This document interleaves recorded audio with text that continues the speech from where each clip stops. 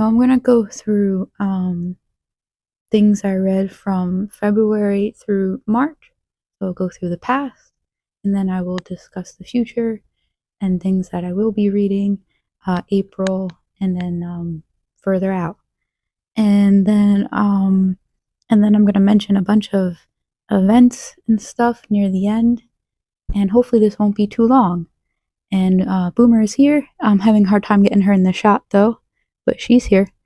And the first thing that I want to mention is that I have edited a bunch of my old videos and removed some videos. And basically, just don't watch my old videos, the ones that have, where it's just Boomer, because some of them are not going to make sense because there's big gaps in them now where I'm saying, okay, I'm going to say something about something, and then it just skips to the end where I'm saying goodbye. And like my booktube newbie video, the video I have the most views on, I took like 15 minutes out of it, and so now it doesn't make any sense because I don't answer. I cut out a bunch of answers to my questions, and basically there was too much personal information being shared, and we live in scary times, so that is why I did that. And then yeah, all right, so what did I read February through March? I got through the brothers Karamazov, or the Karamazov brothers. This was fun. This was a reading event, and with a bunch of people. I'm going to be linking a bunch of people in the description, because I hope I remember to say everyone's names and stuff. But Greg, another bibliophile reads, put on the reading event, and this was just a lot of fun. But my thoughts about the book. I mean, the book is very good. I very much enjoyed reading it. I mean, there was we did a video discussing it, and there might be another video. I'm not sure, but I don't want to say too much about it, because I'll probably just say spoilers if I go on for too long about it.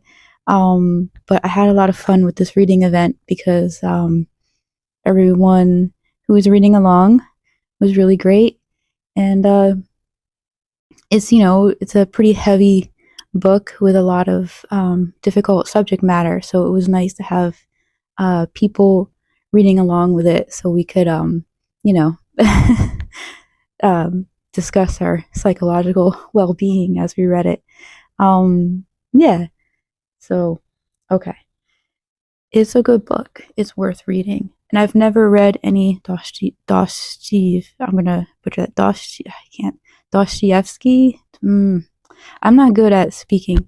I've never read him before, so that was my first experience with him. And I would definitely read his other books, which I know are, very important stuff. What else? And then because that book was so heavy, I needed something kind of silly. So I read The Engines of God by Jack McDevitt. And this is part of the new Futurian Fellowship, which is a reading event going along for 8 or 9 months, created by Shawn D. Standfast and Mark Richardson. And there's a bunch of people in the group, and we're reading like more contemporary science fiction book. This one's pretty, I think the oldest is 1994. So after reading the Brothers Karamazov, this was like a palate cleanser because it's pretty silly. Well, the characters are silly. The science fiction aspect of it was really neat. There's definitely an Arthur C. Clarke influence to it. There's these weird alien monuments and archaeological digs in on other planets, and that's all like fun and cool and reminds me of 2001, which is one of my favorite films. So I had a lot of fun reading this book, but then feel guilty about all the fun I was having because there's some problematic stuff in it. And I kept trying to tell myself it's the 1994, just ignore it, because a lot of, fantasy and science fiction from like the 80s and, 90s, it's like people were not very woke. And it's just like it just comes with the territory. So at first, when I finished this book, I was like, oh yeah, I'll read the rest of it.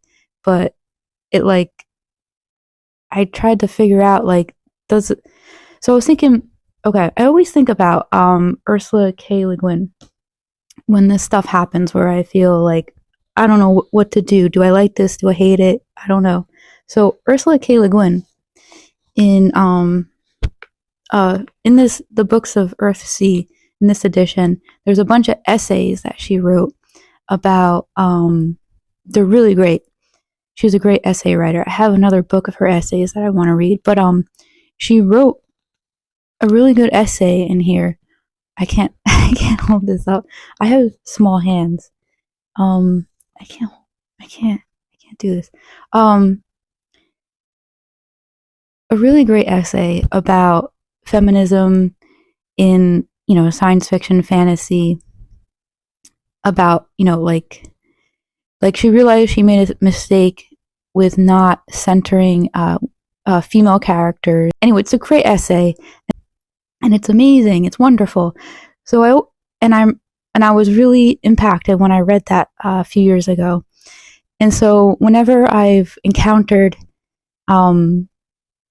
sexism, misogyny, racism, some homophobia in science fiction, fantasy books from several, 90s or later, farther back, I start going maybe the author in time, they will,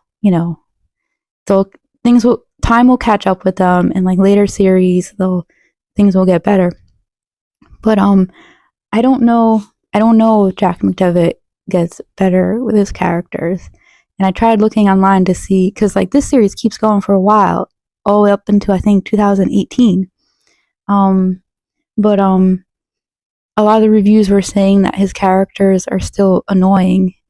So that was disappointing, because at first I was like, I want to find out about the aliens and stuff and what happens. But if the characters are still pretty bad, I don't know if I want to read it. But then again, I say that now, and maybe I will change my mind and want to give it another chance. I don't know. This may be way too many thoughts to have about a book that I should not have this many thoughts about. I don't know. I'm thinking too much, right? I'm thinking too much. And then I wanted something, oh yeah, because there was all this Irish and Celtic readathons things going on. And I said, I want to read some Irish authors. But I barely had time to fit anything into it. Barely had time to fit my plans together for that. But I read In a Time of Violence by Evan Boland. I think that's how you say it. She's an Irish poet. So I was like, okay, I can read a book of poetry by an Irish poet. I can fit that in. Right. So this was very good poetry. Also very depressing. And it's and then little jabs at the end of her poems. It's these little deep dark jabs. It'll all be going very nice and smooth, and then, oh yeah, by the way, this poem is about people starving to death and stuff like that. I'm not saying that that's bad. It's good. It's very, very good. But it also made me depressed. These poems made me depressed. It was also, I think the kind of a theme in this collection was also about women aging, getting older, and feeling bad about aging. And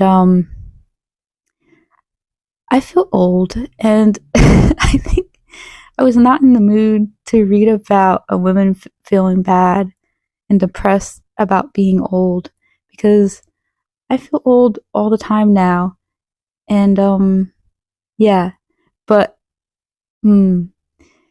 so that's what happened. I got depressed from reading these poems. But they are good poems. I do want to read more of her poetry. And I think she's very good. But that's what happened. I got depressed from reading her poems. But I was like, you know what? I want to read more Irish writers. I want to keep going with the Irish writers. I don't care if they make me depressed. I'm going to keep going. And so I read The Forrester's Daughter by Claire Keegan. Again, this was depressing. It was also really, really, really good. And also not depressing. It was also positive and beautiful, and it had everything. This is like a short story or novella, really, really short, but totally wonderful. I definitely want to read all her stuff. Well, I want to read all her stuff because I saw the movie, Small Things Like These. I did not read the book first. I watched the movie first, which I know might be a sin, but the movie made me cry my eyes out, like more than I think any movie has made me cry my eyes out in a while. It was that powerful and amazing. I understand the movie is very different from the book. That's okay. This one made my eyes water a little bit at a couple parts. But again, Irish people are depressing. That's my analysis. I think that may be true. Yes. But they're also very good writers. Anyway. And then, okay. So, what else was going on February through March? Plodding along with Proust. I fell behind with this, so I'm hoping I'll be able to complete it in April. I got 100 or something pages into it, and yes, I'm gonna muscle through it. I'm gonna get through it, but yeah, I fell behind because of all the other stuff I was reading. And then I read a few more short stories in the selected stories of Anton Chekhov, his short stories, and they're amazing. They're wonderful. I love them so, so much. So I'm just started from the beginning, so I'm in like his early works still. And so far my favorite is a short story called Easter Night. It's absolutely beautiful. I think it might be the most beautiful short story I've ever read. Now, I'm not like some well-read person that has read a lot of stuff. I'm really not. I don't even know why I'm on BookTube or making videos. I really don't know that much about books. But anyway, Easter Night by Anton Chekhov. If you've never read anything by him at all, please read that short story. It's so beautiful. It's so eloquent. And I think about that story like all the time. All it is a conversation between two people and then some walking around. But it's so beautiful. It's only a few pages long. It's very short.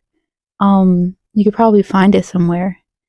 And again, I'm not going to go on about it because I'll just say some spoilers. So, and then, this video is going to be long. I started Daughter of the Forest by Juliet, I'm going to butcher that, Marillier? Okay, she's New Zealand. She's from New Zealand, but this book is historical fantasy fiction taking place in Ireland. And it has green and orange and white on the cover, so I know this satisfies some kind of prompt for Irish, Celtic, something, read it, not, I don't know. I'm very overwhelmed by all these events. But I didn't finish the book, but I'm definitely halfway through. is so, so good. It's so, so good. I was crying yesterday reading this book. It's so powerful and it's so amazing. And I just want to say, I'm going to go off on a tangent now about fantasy science fiction on BookTube. There is a world of fantasy and science fiction on BookTube that I feel it's very masculine and possibly misogynistic, and like they will talk about Ursula K. Le Guin, they'll talk about Octavia Butler, like the big names, but they won't talk about other women authors who have been writing, fantasy or science fiction. Like, this is from the year 2000. It's been around for a while. No one talks about her. She should be talked about, okay? This book is about trauma. It's about PTSD. It's about sexual assault. It is so powerful. No one talks about this. It's not right. There's some serious misogyny about how science fiction and fantasy is presented on BookTube. That's all I'm going to say about it. But the thing is, I don't want to be a fantasy booktuber. There's crowds of people in the fantasy booktube world that come from a very right-wing type of mentality where they don't like diversity, they don't like women authors, and that's not everybody who's in the fantasy sphere. Just saying that there is a sphere of influence there that's not friendly to diversity and women authors, and I don't like it. I don't want to be a fantasy booktuber because of that. And I absolutely love fantasy and science fiction, but I don't want to attract those people to my channel, which is why I have the word feminism or feminist in my bio very prominently, because I hope to scare those people away. But what I'm trying to say is this is a very, very good book, and it's a series, and I'm going to read the rest of them. I'm only halfway through the book, and I absolutely, absolutely adore it. Absolutely adore it. It's making me cry. It's beautiful. And there's these women who have been writing really deep and just groundbreaking stuff for years, and they just get ignored. And it makes me angry. Why don't they get the, yes, we can talk about Ursula K. Le Guin, Octavia Butler, but there's other people, okay? There's other people. Anyway, just ignore me. Just ignore everything I say. We're gonna go into, April. What's going on in April? So, Finnegans Wake is going on in April. Yes. Depressing Irish stuff. I'm gonna continue the theme. I've never read any James Joyce before, and this is probably not where you should start with James Joyce, but that's okay. So I just looked in Discord and I saw some people have joined who are also saying they've never read any James Joyce before. So now I'm like, yay, I'm not gonna be the only one, and that's cool. So me and all the Joycean newbies will be there together, fumbling our way through this. And there's a bunch of great people who are part of this read-along. And then the next book for the new Futurian Fellowship for April is going to be this one, Children of Time, by Adrian Tchaikovsky. Again, I'm not good with pronouncing things. But looking forward to this. I've heard a lot of good things about it. That's all I'm going to say about that. I don't know. I don't even know anything about it. And then I'm going to participate in People April, which is an event where you read biographies and memoirs and autobiographies. And so this is a biography of Fairfield Porter, which I started over a year ago, and I finally want to finish it. So that's one of my goals for April, so I can say that I participated in the People April event. Now, I did read another couple of pages of this sometime in March, and I think I said before that it was very slow and boring, the beginning of this book, but I think it's finally starting to pick up, because I read a few more pages of it. And so Fairfield Porter he was a painter and artist. He was also bisexual. He was also a poet. He was also a critic, I think. I might have got that wrong. And yeah, so I'm still like, he's a young man. He's like college age, and he has his first crush on another young man. And he writes this really beautiful letter to him later on about having a crush on him when they were young men. And it was a really, really nice letter. And so I'm hoping I think there's going to be more and more of his letters and his writing in the book. And so I look forward to that. And I think that is what kind of is like the meat and the good parts of this book, is like his letters, because they're like really good. Okay, so then,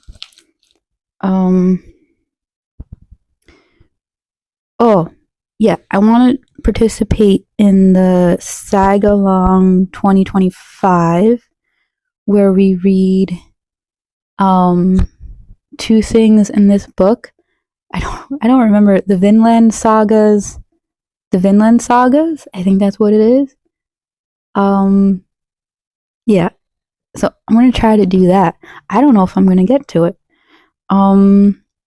Then I want to participate in the Picture This 2025. That's a reading event where you read picture books.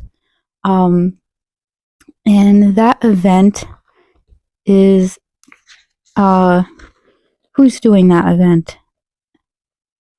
I forget. Okay, I'll put their names in the description. But it's like children books, not graphic novels or books that are illustrated, but more like children's books. But they don't necessarily have to be children's books, because there are picture books that may not be for children. But they're mostly children's books that are picture books. So I'm going to participate in that, and I have some picture books coming, and I already have two that can satisfy one of the prompts. And then in June, I'm going to do a buddy read of Babel with Alan at Big Hard Books and Classics. I think we said June for this one. I've never read any R.F. Kuang, so I look forward to that. Oh yeah, Interview with a Vampire by Anne Rice. Greg at Another Bibliophile Reads said he would buddy read this with me later in the year, but then we were talking about it and we said, why not make it a group thing? And so this will probably be a group thing, a group read along. I don't know when we're going to do it, but if you're interested, let me know. I haven't read this in like 25 years, but I was really obsessed with the Vampire Chronicles when I was like a teenager. And I remember there's something about Anne Rice, and she attracts people who feel marginalized and like they're outcasts. And I remember being really attracted to that. And I think I want to go back and try to remember that. So if you've ever felt like an outcast or like you don't belong, this might appeal to you if you've never read any Anne Rice. So anyway, let me know if you're interested in joining that. And then I want to mention, so Julie and Candy have created a hashtag #WitchyLitAnytime, and that's about sharing witchy content throughout the year, witchy books and stuff like that. And I thought that's really cool. I hope I can think of something for that. So I want to spread that to anyone who doesn't yet know about Witchy Lit Anytime. Very cool. I want to know about witch literature. If you know about books about witches, I want to know about that. That's interesting. I would like to read about witch literature. And then what else is going on? Oh yeah, I'm working on making an album cover for a musician, Jennifer Wood. She's a folk musician, a trance musician, and she's in the Midwest somewhere. And I'm working on making her album cover.